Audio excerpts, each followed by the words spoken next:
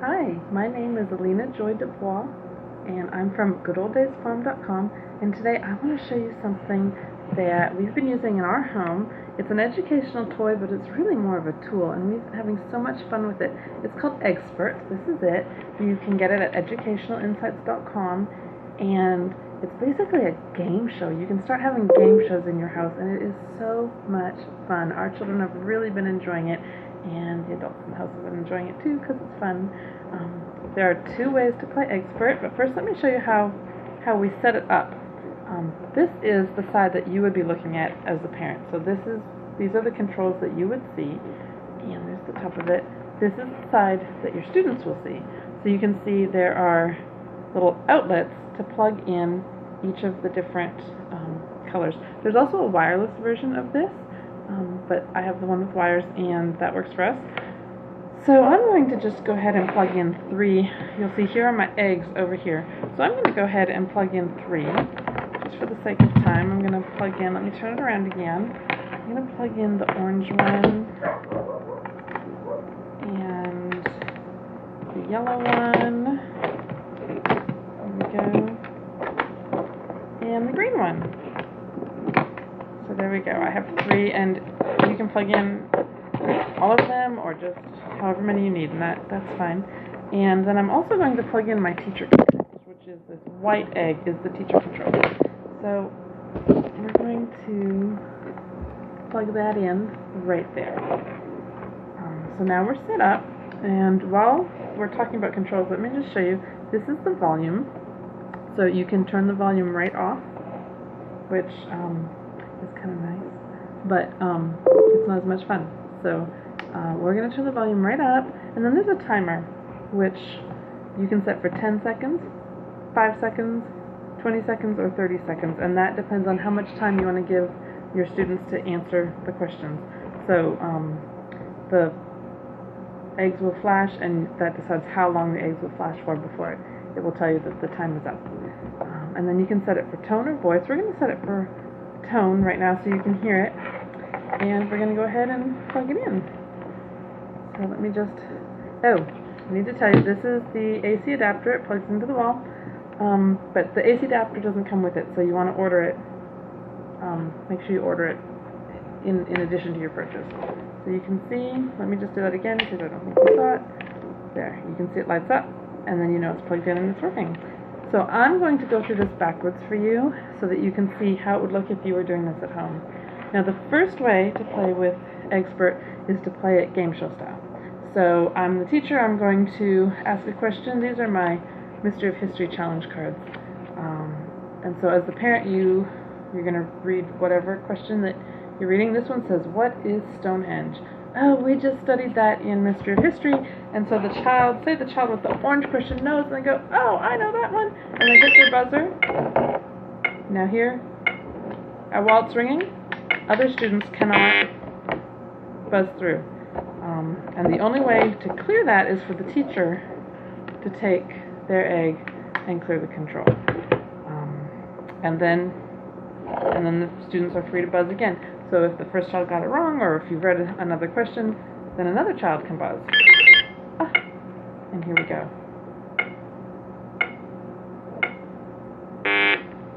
And time is up. Now I'm going to just switch this over to voice because I think voice is really fun. And I'm going to show you what happens. Let's clear that. I'm going to show you the yellow one. So I've read another question, and the student with the yellow one is ready to answer. They hit their button. Now listen to this. Time's up. Time's up. We think that's so fun. And the kids laugh and giggle, and they just think that's lots of fun. So that's the first way to play Eggspert. The second way is even more fun. We like this one better. It's called Scrambled Eggs is what we call it. And you can do this with as many children as you have eggs for, or you could use teams, or in this case I only have three eggs plugged in. So what we're going to do, basically this is a way to randomly select one of your students, and so the teacher simply I don't have to change any settings. All I have to do is hit the parent controls right here.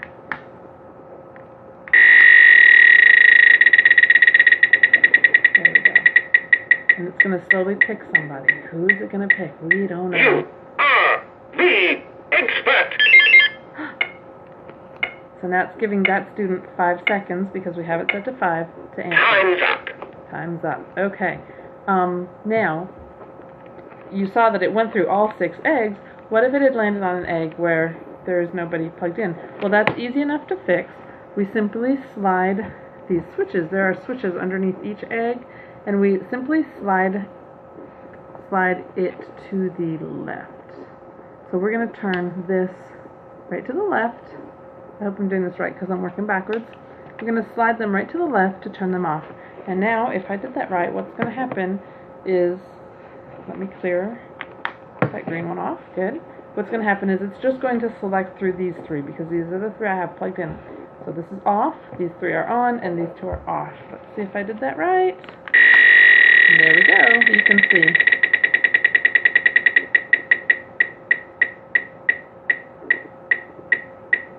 Eeny, meeny, miny, mo.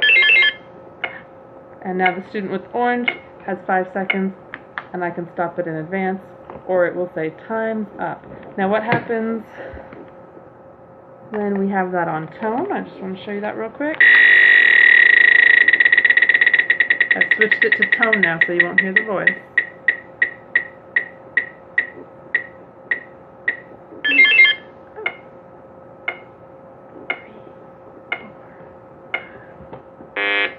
You hear buzzer. I'm going to switch it back to voice because I like to hear the voice. And you always want to clear it. See, the green light is on. I can clear that. We really can't use it again until that's cleared, so I clear it just by pushing my controls again. It's really simple. Once you've done it once, it's easy. Now, let's say I have a question. Say I'm doing history with all my children, and I have older ones and a little one, and I have a question. Here's a question in my challenge cards. What was the main purpose of the pyramids? Well, I know all the children know that, and some of the questions are too hard for the older ones, so I really want my little one to answer this question.